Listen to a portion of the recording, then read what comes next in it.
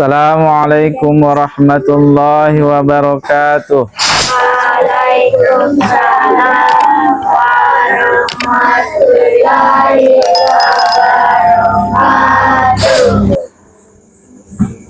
Innal hamdalillah nahmaduhu wa nasta'inuhu wa nastaghfiruh wa na'udzu billahi min syururi anfusina wa min sayyiati a'malina may yahdihillahu fala mudhillalah wa may yudlilhu fala hadiyalah. Asyhadu an la ilaha illallah wahdahu la syarikalah wa asyhadu anna Muhammadan abduhu wa rasuluh. Ya ayyuhalladzina amanu taqullaha haqqa tuqatih wa la tamutunna illa wa antum muslimun. Ya ayyuhalladzina amanu taqullaha wa qulu qawlan sadida yuslih lakum a'malakum wa yaghfir lakum dhunubakum wa may yuti'illaha wa rasulahu faqad faza fawzan 'azima. Amma ba'd, fa inna asdaqal hadithi kitabullah wa khairal hadi Muhammadin sallallahu alaihi wasallam wa syarrul umuri muhdatsatuha fa inna kulla muhdatsatin bid'ah wa kulla bid'atin dhalalah wa kulla dhalalatin finnar.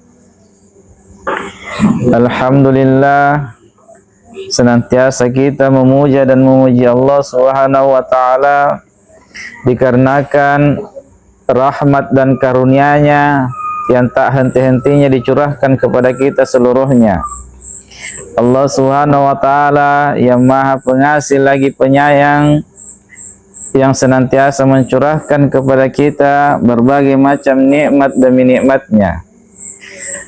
Dan terkhusus di malam hari yang indah ini, Allah Subhanahu wa taala masih memberi kita kesempatan, kesehatan, waktu luang untuk kita berjumpa kembali di tempat ini dalam rangka kita melanjutkan perjuangan kita sebagai talibul ilmi, seorang penuntut ilmu, di mana Nabi sallallahu alaihi wasallam bersabda, siapa yang menempuh sebuah jalan untuk dia meraih ilmu, yang dengannya dia ingin mencari ilmu agama Allah, maka Allah Subhanahu wa taala akan mudahkan jalannya masuk ke dalam surga. Suatu hari Ibnu Umar radhiyallahu taala anhu pernah berkata bahwa pernah Nabi sallallahu alaihi wasallam memegang dua pundakku. Nabi sallallahu alaihi wasallam pegang dua pundakku, kemudian beliau bersabda, "Kun fit dunya ka'annaka gharib au abiri sabil."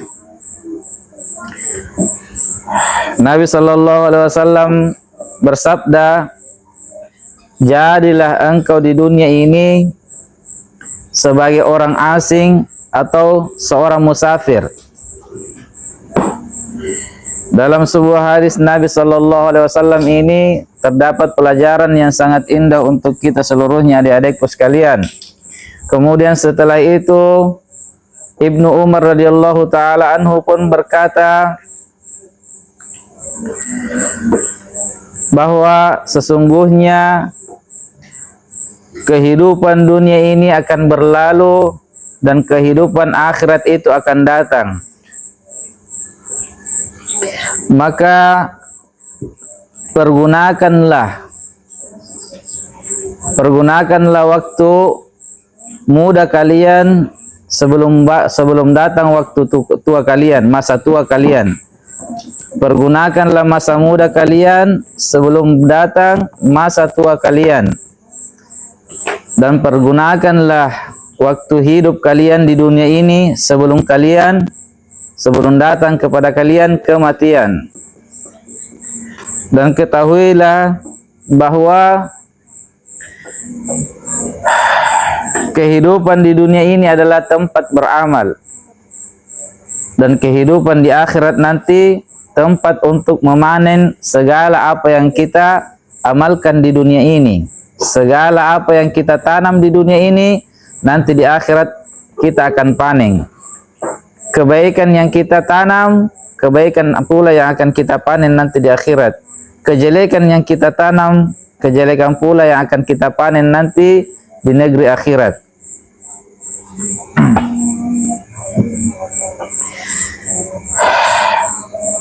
Di dalam hadis yang mulia ini terdapat pelajaran yang sangat berharga untuk kita, di mana Nabi Shallallahu Alaihi Wasallam mengajari kita tentang metode mengajarkan ilmu kepada seseorang. Kata Ibnu Umar radhiyallahu taala anhu, Nabi Shallallahu Alaihi Wasallam pegang kedua pundakku. Ini menunjukkan kasih sayang Nabi Shallallahu Alaihi Wasallam terhadap murid-muridnya yang akan dia berikan ilmu padanya.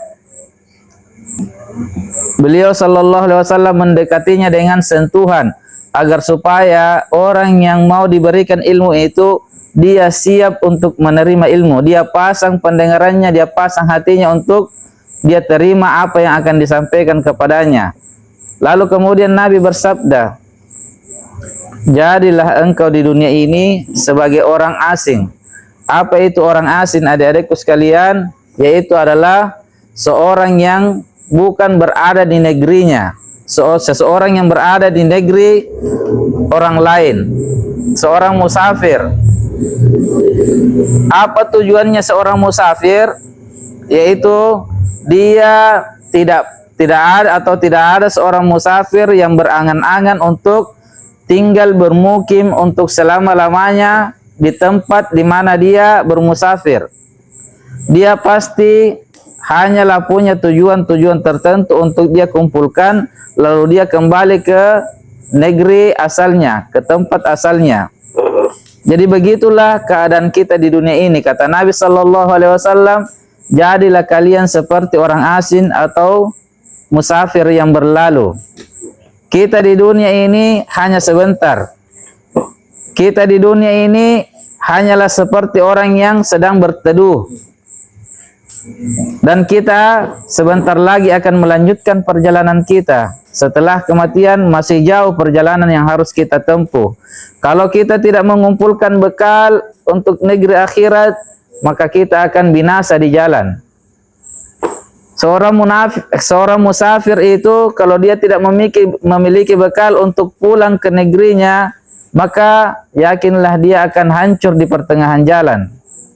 Demikian pula kita, kalau kita tidak punya bekal amalan soleh, maka kita tidak akan sampai ke negeri kita, negeri asal kita. Dan ketahuilah adik-adikku sekalian, negeri asal kita itu bukan dunia. Negeri asal kita itu adalah surga Allah Subhanahu wa taala, di mana tempat pertama yang ditempati oleh nenek kita, kakek kita, nenek kita Adam alaihissalam itu di surga. Maka itulah negeri asal kita, tempat tinggal kita yang pertama, bukan di dunia ini. Oleh karena itu adik-adikku sekalian, tidak usah kita terlalu panjang angan-angan di dunia ini. Tidak usah kita berpikir untuk kita akan hidup kekal di dunia ini. Sebab kematian itu pasti akan datang kepada kita. Berangan-anganlah, bercita-citalah, dan kumpulkanlah segala macam bekal untuk kita bisa kembali ke kampung halaman kita, ke negeri akhirat, yaitu surga Allah Subhanahu wa taala. Karena itulah tempat asal kita. Betapa celakanya seorang hamba kalau dia kembali kemudian dia tidak berada di tempat di mana kakeknya dulu Adam alaihissalam bertempat. Betapa celakanya seorang hamba. Di sini terdapat pelajaran yang sangat berharga dari Nabi Sallallahu Alaihi Wasallam. Jadilah kalian seperti seorang musafir saja di dunia ini. Kumpulkan bekal sebanyak-banyaknya untuk kalian pulang ke negeri asal kalian, ke tempat kalian yang pertama, ke tempat nenek kalian yaitu Adam alaihissalam di surga Allah Subhanahu wa taala. Persiapkan bekal, karena seorang musafir itu dia hanya mempersiapkan bekal untuk melakukan perjalanannya yang sangat panjang. Dan tempat untuk mempersiapkan bekal itu adik-adikku sekalian bukan setelah kita mati, tetapi di dunia ini kita sudah memasuki alam atau proses di mana kita sudah memerlukan bekal untuk melanjutkan perjalanan. Tempat kita untuk mengumpulkan bekal sebanyak-banyaknya hanya di dunia ini. Setelah kita melalui alam dunia ini, maka yakinlah kita tidak akan bisa lagi mengumpulkan bekal. Tidak akan ada lagi bekal yang bisa kita kumpulkan. Yang ada hanyalah perjalanan yang panjang. Perjalanan yang betul-betul menyusahkan. Perjalanan yang sangat payah. Dan tempat kembali itu hanya dua. Negeri yang akan kita kembali kepadanya hanya dua. Tidak ada negeri ketiga. Surga atau neraka. Maka pilihlah di mana tempat yang ingin kita kembali kepadanya. Di dunia ini kita bisa memilih. Setelah kita mati, kita hanya bisa mempertanggungjawabkan segala macam apa yang kita kumpulkan di dunia ini.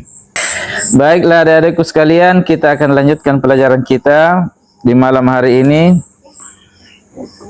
Ini kita akan membaca sebuah kitab yang sangat indah sekali, di mana di dalam kitab ini membahas perkara-perkara yang paling inti dalam agama ini. Bahkan ini adalah perkara yang paling pokok, termasuk dari syarat-syarat diterimanya amalan kita. Kitab ini berjudul Cahaya Ikhlas dan Sehatnya Hati. Dan kita masih berada dalam pembahasan tentang kedudukan niat yang baik dan buahnya. Maka ketahuilah adik-adikku sekalian, ketahuilah bahwa dengan niat yang baik Allah Subhanahu wa taala akan melipat gandakan pahala amalan yang sedikit. Itulah sebabnya ketika Nabi sallallahu alaihi wasallam beliau didatangi oleh seseorang yang sedang menenteng senjata, yang sedang membawa senjatanya, membawa pedang. Kemudian dia datang kepada Nabi sallallahu alaihi wasallam lalu berkata, "Ya Muhammad sallallahu alaihi wasallam, saya berperang atau saya masuk Islam?" Maka kata Nabi sallallahu alaihi wasallam, Masuk Islamlah engkau, kemudian berperanglah. Maka orang tersebut pun masuk ke dalam Islam. Beliau bersyahadat di hadapan Nabi sallallahu alaihi wasallam, kemudian beliau pun berperang. Lalu kemudian dalam peperangan itu orang ini terbunuh sebagai syahid di jalan Allah Subhanahu wa taala. Maka Nabi sallallahu alaihi wasallam bersabda tentang orang ini, "Amila qalilan wa ujira katsira." Orang ini beramal sedikit namun dia diberi pahala yang sangat banyak dikarenakan niatnya yang jujur, dikarenakan niatnya yang ikhlas mengharapkan wajah Allah Subhanahu wa taala. Coba perhatikan hadis ini adik-adikku sekalian. Bagaimana pengajaran Nabi sallallahu alaihi wasallam terhadap sahabatnya dan bagaimana orang-orang terdahulu itu memahami tentang hakikat Islam. Sebelum sahabat yang mulia ini masuk ke dalam Islam, beliau bertanya dulu kepada Nabi sallallahu alaihi wasallam, "Ya Rasulullah, saya berperang atau saya masuk Islam dulu?" Karena kenapa adik-adikku sekalian, para sahabat Nabi sallallahu alaihi wasallam yang terdahulu itu sudah paham betul bahwa kapan saya menerima Islam, maka saya harus berada di barisannya Nabi sallallahu alaihi wasallam untuk memerangi orang-orang musyrik, untuk memerangi orang-orang yang memerangi agama Allah Subhanahu wa taala. Mereka paham betul bahwa masuk Islam berarti berperang. Berperang melawan kekafiran, berperang melawan kesyirikan, berperang melawan hawa nafsu, berperang melawan syaitan. Dan betapa indah pengajaran Nabi sallallahu alaihi wasallam, bagaimanapun dibutuhkannya seorang tentara ketika itu, bagaimanapun dibutuhkannya seorang prajurit ketika itu, Nabi sallallahu alaihi wasallam tidak langsung mengatakan kepadanya berperanglah kamu.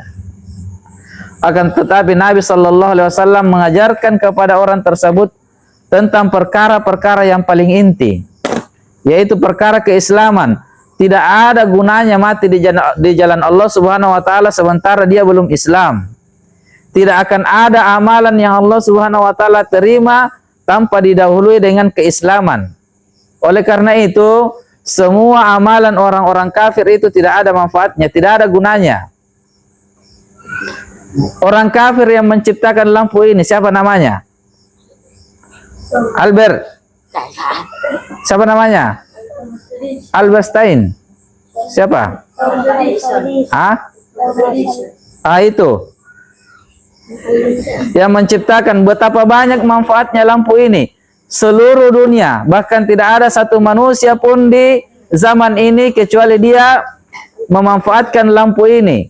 Dan kata Nabi sallallahu alaihi wasallam, siapa yang menunjukkan kepada manusia suatu kebaikan, maka dia akan mendapatkan pahala sebagaimana orang itu memanfaatkan perkara itu, atau sebagaimana orang itu mengamalkan kebaikan itu. Betapa banyaknya pahala yang harus dia dapatkan, namun karena dia tidak mengawali amalannya dengan keislaman, dia berada di atas kekafiran dalam melakukan amalan tersebut, maka seluruhnya itu tidak akan pernah bernilai. Tidak ada nilainya di sisi Allah Subhanahu wa taala walaupun hanya sebesar zarrah. Tidak ada pahalanya di sisi Allah Subhanahu wa taala. Maka di sini Nabi sallallahu alaihi wasallam mengajarkan kepada sahabatnya bahwa amalan jihad itu, berperang di jalan Allah Subhanahu wa taala, adalah amalan yang sangat tinggi, amalan yang sangat mulia, amalan yang sangat besar, pahalanya sangat besar.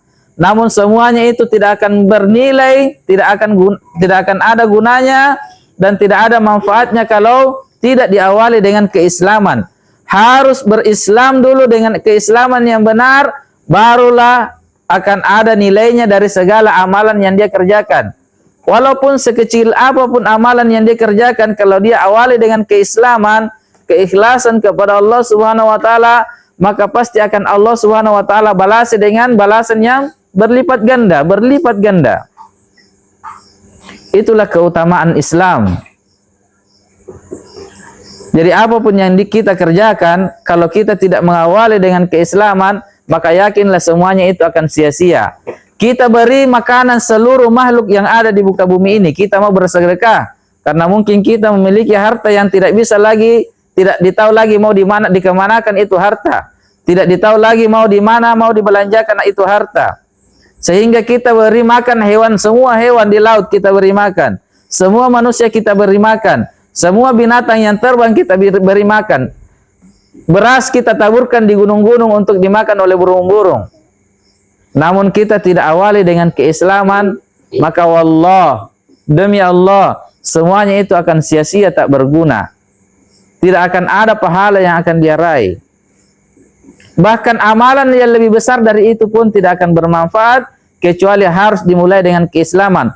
Maka semua syarat dari diterimanya amalan, semua syarat dari diterimanya amalan atau semua amalan, syarat utamanya adalah keislaman.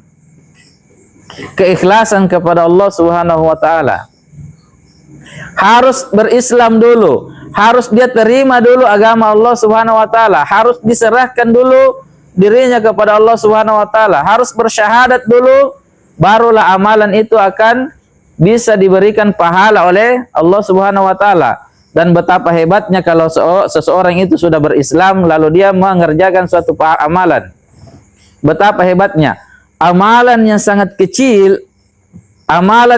kecil pun bernilai di sisi Allah Subhanahu wa taala, bernilai pahala. Bernilai pahala. Sebentar kita akan bacakan insyaallah taala hadisnya tentang amalan-amalan yang kita anggap remeh, kecil, namun nilainya sangat besar di sisi Allah Subhanahu wa taala. Itulah seseorang kalau dia mulai amalannya dengan keislaman, keikhlasan kepada Allah Subhanahu wa taala. Kemudian hadis setelahnya,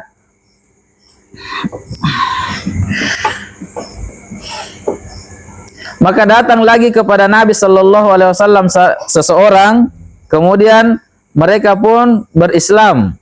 Orang ini pun masuk Islam. Kemudian Nabi sallallahu alaihi wasallam mengajari orang ini, sahabat ini, tentang Islam. Beliau diajari tentang perkara-perkara yang paling pokok dalam Islam.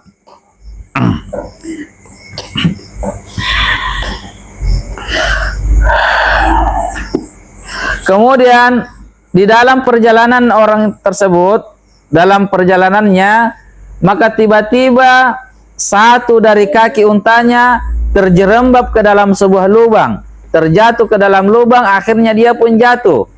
Orang ini pun jatuh dari atas untanya, lalu dia tertindis dengan untanya sampai dia meninggal. Meninggallah orang ini. Namun setelah dia berislam dan setelah dia mendapatkan pengajaran ilmu-ilmu dari Nabi sallallahu alaihi wasallam, maka apa kata Nabi sallallahu alaihi wasallam terhadap orang ini? Amila qalilan wa ujira katsira. Orang ini beramal sedikit saja amalannya, namun diberi pahala yang sangat besar disebabkan keislamannya dan disebabkan dengan keikhlasannya. Apa amalan orang ini? Amalannya hanya belajar. Dia belum sholat, dia belum zakat, dia belum haji. Barulah di hadapan Nabi dia berislam. Kemudian setelah itu dia belajar. Amalannya hanya belajar kepada Nabi sallallahu alaihi wasallam. Setelah itu dia berangkat. Dia jatuh dari untanya, kemudian dia mati tertindis untanya. Diberi pahala yang sangat banyak oleh Allah Subhanahu wa taala. Apa sebabnya? Dengan sebab keikhlasannya memilih agama Allah Subhanahu wa taala, dengan sebab keislamannya. Maka kata Nabi, amila qalilan wa ujira katsira. Dia diberi amalan yang sangat banyak, dia diberi pahala yang sangat banyak dengan amalan yang sedikit. Maka dengan niat yang baik, Allah Subhanahu wa taala akan memberkahi perbuatan yang mubah dan yang melakukannya diberi pahala. Maka dari itulah Nabi sallallahu alaihi wasallam bersabda, "Idza anfaqa ar-rajul ala ahlihi yahtasibuha fahuwa lahu shadaqah." Nabi sallallahu alaihi wasallam bersabda, apabila seorang mukmin itu memberi nafkah kepada keluarganya dalam keadaan dia mengharapkan wajah Allah, dia mengharapkan pahala dari Allah Subhanahu wa taala, maka dia menjadi sedekah baginya. Nafkah yang diberikan kepada keluarganya itu akan menjadi sedekah untuknya. Inilah keutamaan seorang mukmin, seorang yang sudah berislam. Apapun yang dia kerjakan yang dengan pekerjaan itu dia mengharapkan pahala dari Allah, maka tetap Allah Subhanahu wa taala menjadikannya bernilai pahala di sisinya. Apapun yang kita kerjakan.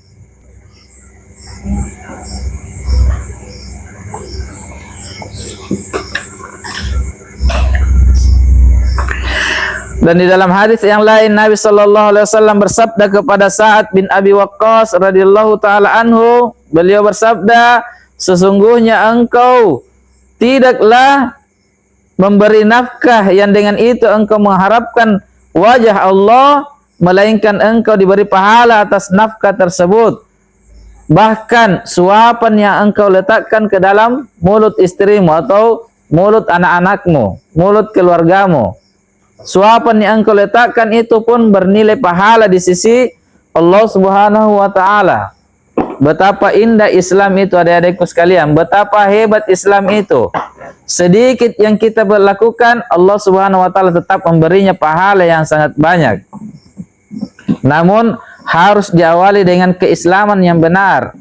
Maka dari itu adik-adikku sekalian, saya menasihati diri saya dan kepada adik-adikku sekalian, hendaknya kita memperhatikan keislaman kita. Mari kita membenahi keislaman kita. Benarkan dulu keislaman kita, baru kita beramal. Karena tidak ada gunanya amalan yang sangat banyak tanpa kita benarkan keislaman kita. Bagaimana kita membenarkan keislaman kita? Bagaimana caranya kita benarkan? Penuhi semua syarat-syarat keislaman.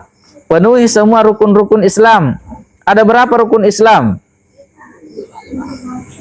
Ada berapa rukun Islam? Ah? Ada berapa? Jangan tertipu dengan ini. 5. Penuhi rukun Islam, maka keislaman kita baru sempurna. Kalau kita kurang dari 5 rukun ini, rukun itu adalah sesuatu yang bisa menegakkan sesuatu itu. Kalau kita kurang dari rukun ini, maka yakinlah kesempurnaan Islam kita akan kurang juga. Yang pertama adalah persaksian kita bahwa la ilaha illallah, tidak ada Tuhan yang berhak disembah kecuali Allah. Jauhi semua yang disembah selain Allah, apapun itu. Jauhi segala sesuatu yang disembah selain Allah. Tinggalkan para dukun-dukun. Jangan mau dekat dengan yang namanya dukun-dukun. Para dukun-dukun itu mengajak kepada kesesatan dan mengajak kepada kekafiran. Kata Nabi SAW bersabda, siapa yang mendatangi orang-orang yang tidak normal, para dukun-dukun, kemudian dia bertanya kepadanya, maka sholatnya 40 hari 40 malam tidak diterima. Kemudian kalau dia benarkan ucapannya, maka kata Nabi SAW, faqad kafara bima unzila ila Muhammad sallallahu alaihi wasallam. Kalau dia benarkan ucapannya, maka sungguh dia telah kufur, telah kafir terhadap apa yang diturunkan kepada Muhammad sallallahu alaihi wasallam, dan yang diturunkan kepada Nabi itu adalah Al-Qur'an. Jadi kalau kata Nabi sallallahu alaihi wasallam dia telah kufur terhadap Al-Qur'an, telah kafir terhadap Al-Qur'an, maka di mana keislamannya? Ini Nabi yang bilang, bukan saya. Maka jangan mau mendekati dengan orang-orang yang seperti ini, orang-orang tidak normal. Sama seperti para pesulap-pesulap di pasar. Jangan mau dekat-dekat dengan orang-orang yang mengaku tahu perkara gaib, dengan orang-orang yang sering bermain sihir. Jangan mau dekat-dekat. Mereka itu adalah orang sesat, dan mereka itu adalah orang-orang yang mengajak kepada kekufuran. Maka pelihara keislaman kita, agar supaya segala apa yang kita kerjakan ini bisa mendapatkan pahala di sisi Allah Subhanahu wa taala. Karena tanpa Islam, yakinlah semua yang kita kerjakan itu sia-sia, tak berguna. Bagaikan debu yang berterbangan. Apa manfaatnya debu? Sempurnakan keislaman kita. Setelah kita bersaksi bahwa la ilaha illallah, kita pun bersaksi bahwa Muhammadur Rasulullah. Apa makna bersaksi bahwa Nabi sallallahu alaihi wasallam adalah utusan Allah? Yaitu bahwa kita benarkan bahwa dia adalah utusan Allah Subhanahu wa taala yang dijadikan sebagai contoh tauladan untuk manusia, yang dengannya kita mengikut kepadanya. Kita menjadikan Nabi sallallahu alaihi wasallam sebagai satu-satunya yang dicontoh, yang ditaati, yang diikuti dalam perkara ibadah kepada Allah. Jangan mengikuti yang selain Nabi dalam perkara ketaatan kepada Allah Subhanahu wa taala, dalam perkara ibadah kepada Allah Subhanahu wa taala. Kalau kita bersaksi bahwa Muhammad adalah utusan Allah Subhanahu wa taala, maka jadikanlah dia sebagai satu-satunya tauladan kita dalam beribadah kepada Allah Subhanahu wa taala. Jadikanlah dia sebagai satu-satunya manusia yang akan kita contohi dalam beribadah kepada Allah Subhanahu wa taala. Itulah makna dari persaksian kita bahwa Muhammad sallallahu alaihi wasallam adalah utusan Allah. Kemudian setelah itu kita tunaikan salat. Salat bukan cuma satu waktu, atau bukan cuma bukan cuma semaunya kita. Kalau lagi mau sholat, kalau lagi tidak mau tidak sholat. Bukan yang seperti itu. Tapi orang yang menyempurnakan keislamannya adalah orang yang menunaikan sholat 5 waktunya. Karena kewajiban dalam Islam itu 5 waktu sholatnya. Bahkan sholat ini adik-adikku sekalian adalah perkara yang sangat besar. Perkara yang terbesar dalam agama Allah Subhanahu wa Ta'ala. Kata Nabi Sallallahu Alaihi Wasallam, amalan yang pertama nanti akan diperiksa di hari kiamat. Yang pertama-tama, kalau dikatakan yang pertama berarti tidak ada setelahnya, tidak ada yang mendahuluinya. Yang pertama yang akan diperiksa nanti di hari kiamat adalah solatnya. Kalau solat ini baik, baik seluruh yang lainnya, baik pula zakatnya, baik pula puasanya, baik pula hajinya, baik sedekahnya, baik muamalahnya kepada manusia, seluruh amalannya yang lain menjadi baik. Namun kata Nabi, kalau solat ini rusak, jelek, bolong-bolong, bolong-bolong pula amalannya yang lain. Maka jaga solat 5 waktu ini. Jaga solat 5 waktu ini. Karena inilah yang menentukan amalan yang lain. Baiknya amalan yang lain. Dan inilah syarat dari, rukun dari keislaman kita. Kemudian setelah kita tunaikan solat, kita mengeluarkan zakat kalau harta kita sudah pantas dikeluarkan zakatnya. Setelah itu kita berpuasa Ramadan. Sebulan penuh kita berpuasa. Setelah itu kita kerjakan haji kalau kita sudah memiliki kemampuan.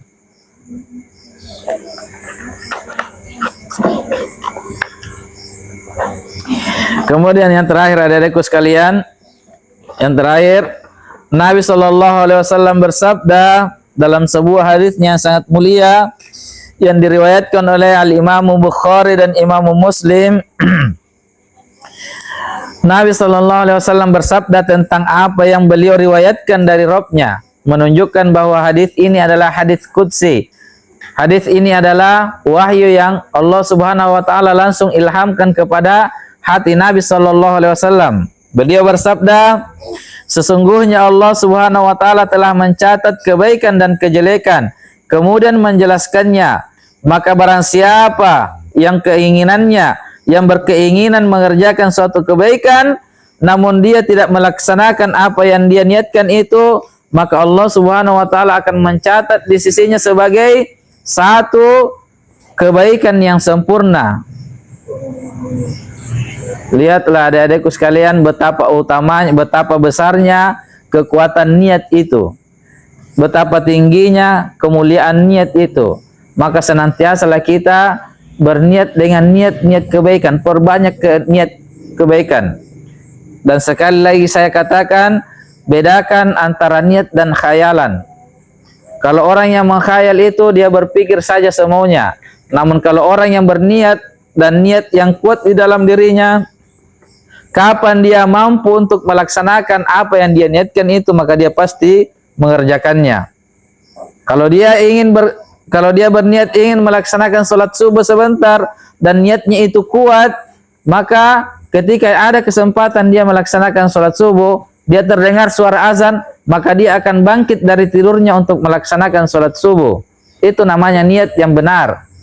Namun kalau dia menghayal, ya dia menghayal sebentar sholat subuh, ketika dia mendengarkan azan, tidur dulu, berniat saja, besok lagi sholat subuh lagi, besok lagi berniat lagi. Ini tidak benar. Ini tidak benar. Namun niat yang benar, yang jujur, dia akan melaksanakan, merealisasikan apa yang dia niatkan itu ketika dia ada kemampuan. Dan di sini Allah Subhanahu wa Ta'ala, Nabi mengatakan, siapa yang berniat dengan niat yang benar, lalu dia tidak mengerjakan apa yang dia niatkan itu karena ada halangan, karena dia tidak memiliki kemampuan, maka Allah Subhanahu wa Ta'ala akan mencatat di sisinya sebagai satu kebaikan yang sempurna. Sudah tercatat kebaikan itu dengan niat, walaupun dia tidak mengerjakannya. Namun niatnya harus jujur.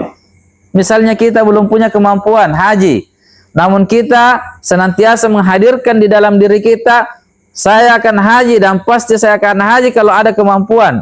Kalau saya ada harta, saya akan laksanakan haji. Maka dengan niat yang seperti ini Allah Subhanahu wa Ta'ala sudah mencatat di sisinya sebagai satu kebaikan yang sempurna walaupun kita tidak mengerjakan haji karena kita belum punya kemampuan. Maka dari itu adik-adikku sekalian, belajarlah untuk berniat dan berniatlah dengan niat yang baik. Perbanyaklah niat-niat yang baik agar supaya kita bisa mengumpulkan bekal yang sebanyak-banyaknya. Sebagaimana kata Nabi sallallahu alaihi wasallam, jadilah kalian di dunia ini sebagai seorang musafir. Musafir itu apa adik-adikku sekalian? Musafir itu adalah seseorang yang mengumpulkan bekal yang sebanyak-banyaknya untuk dia bawa pulang ke negeri tempat tinggalnya, ke kampung halamannya. Baik, ini dulu adik-adikku sekalian. Subhanakallahumma wa bihamdik, asyhadu an la ilaha illa anta, astaghfiruka wa atubu ilaik. Wassalamualaikum warahmatullahi wabarakatuh.